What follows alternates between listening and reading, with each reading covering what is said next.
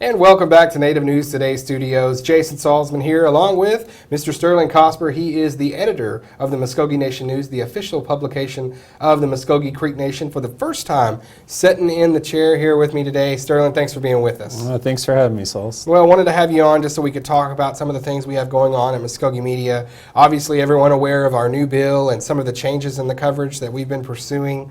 And with that comes a lot of folks out there that sometimes may have information. They want to come to the Muskogee Media as their last resort of disseminating that information, getting it out. They feel maybe they are in a position where they're compromised. They don't want to say anything. We are now providing a hotline for folks that could be able to do that and can remain anonymous. I think it's a great idea. Yes, that is correct, Sauls. It's just basically to protect their identity. Basically, everything's going to be transcribed that they said. So that's just a further measure of not only are we not asking them to identify themselves, but there's no cues to identify them through their voice or anything like that. It's perfect, really, because I think that you see a lot of things around here specifically where people do think there might be some recourse. They don't even know, but there's just that fear, and I think a lot of the times things stay in the shadows because of that. Now, I think this provides a great outlet. Yeah, anonymity is good. I guess the only thing we would ask is that it's credible and relevant information.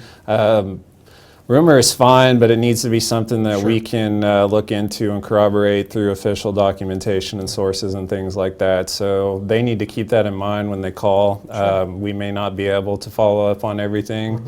It's just based on what we're able to find based on the information they give us. Great information there, and want to give everybody out there the number. It is 539-777-1174. That will get you to the hotline if you have any anonymous information that you want to get to us, to where we can, as Sterling said, not necessarily publish it right away, but start doing our due diligence as journalists, working, finding documentation to corroborate it all and make sure that it's something that we want to pursue. So 539-777-1174 for the Muskogee Media Anonymous line. Now, Sterling, another reason I wanted to get you on, speaking of documentation, I hold in my hand the most recent edition of the Muskogee Nation News, and just looking through some of the things in here, a lot of big stories you guys are working on. Wanted to talk to you about one of the things that's right in the middle this week, and that's river development, specifically in Tulsa, where we're doing a lot of development with our casino operation, plus Flying T just a little bit down the way at Riverwalk Crossing. But you recently got the ball rolling with the story talking about how big of a player Muskogee Creek Nation is going to be in that. Just recently, last week on Native News Today, we talked with new Principal Chief-elect James Floyd about Creek Nation's stance and what he thought about it. What are some of the things that you've kind of come across when pursuing and writing the story? Well, yeah, first of all, I'd like to say this is the first time we've actually previewed an upcoming edition. You've got our December 15th in your hand. Yes, that actually does include your interview with James Floyd just coming into office, and that was what was really interesting when we found out the Tulsa City Council, the task force involved in trying to get water flowing through the Arkansas River in the Tulsa area, had mentioned that they were going to be approaching us as stakeholders in that project for possible funding. And there were really two things that stood out in my mind. Number one, as we know, there's been some concerns with the budget and spending. Number two, we've got a new administration coming in, so the timing seemed interesting to me, and I wanted to follow up with the involved parties to find out their thoughts on those things. And another big tidbit when we're talking about timing, Tulsa got a little mayoral race coming up too. Yes, so and that even came up in the story where we want to be careful not to let this become a political play.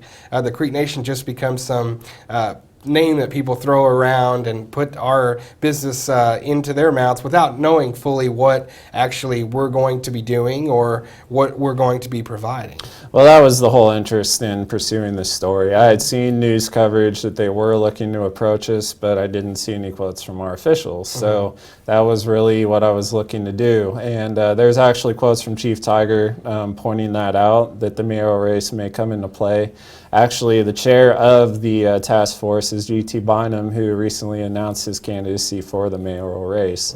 We also have a great source for this one, Robert Huff, chair of the Business, Finance, and Justice Committee, who would be responsible in looking at projects like that on the council end, but he's also the Tulsa District representative. So I had some credibility there. Yeah, and I think that's good to get it from all sides. We hear from Chief-elect Floyd, also sitting Principal Chief George Tiger, Robert Huff, Vic Vreeland. I mean, it's a great job of covering all aspects of this story, and we'll continue as the story develops to stay. I'm sure, I'm speaking for you a little bit, but I'm sure we'll continue staying with this story as it continues to develop as well. Yeah, and it absolutely will. I've already let most of the people I interviewed know that I'll probably be getting back in touch with them as it moves forward. It's interesting you mentioned that name, Vic Vreeland. He's the former mayor of Jinx, and actually one of the first times we've actually gotten a hold of one of the consultants for the tribe. Great. And he gave us a lot of good information. He was actually involved in the original passing of the vision proposal, and this is actually going to be a renewal of that, and he is our consultant, or has been, on that project. Yeah, another thing too I want to make people aware of as they get ready to have their additions mailed to them, or if they're going to pick them up, is having to do with the river. Just really quickly, right down the Riverwalk crossing, right at the top of the page, one of our headlines is the fact that at the council, we have the rent as payable to MCN from the Flying T. So not a lot of people are curious about that as well too. Yeah, and we're going to be looking into a little bit more of the details of the business arrangements with Flying T and also One Fire. We're working on that right now, but it's a lot to tie in. So absolutely, going into the new year, those are some things to look out for. Yeah, and it's really refreshing though to see pick up the new editions of the paper and to see sort of you all's operation, the Muskogee Nation News, kind of growing with us, Native News Today, as in the expansion of our coverage and sort of the new ways and the things that people can look for now in our publications about what we're actually pursuing and what it means to the citizens. And it's very informative, and I think it's a really good time here to both be on the same page with that. A lot of good things happening apparently as we look in the paper, but also a couple of unfortunate situations having to deal with our citizens. I know that you recently dispatched a reporter from Muskogee Nation News, Chelsea Rich, does an excellent job to reach out and pursue the story on the missing Muskogee Creek citizen in Eufaula, the girl that's been missing now for more than 3 weeks, Peggy McGuire. Yeah, that is a real interesting situation. I think the one thing that really grabs me about that is a gentleman or someone is seen dropping off her truck, and no one knows who that is. Just real unusual circumstances, and that's really the last they have of her presence. So yeah, and it's something that people out there, if you're wanting to get involved, they still have social media sites that bring Peggy home. Lots of people reaching out through Facebook with her family, and I got to say, it's almost cruel that there's another instance now that we're dealing with the Muskogee Creek citizen. Actually, somebody that I know very well is missing and has been missing for over a week now, going almost 2 weeks.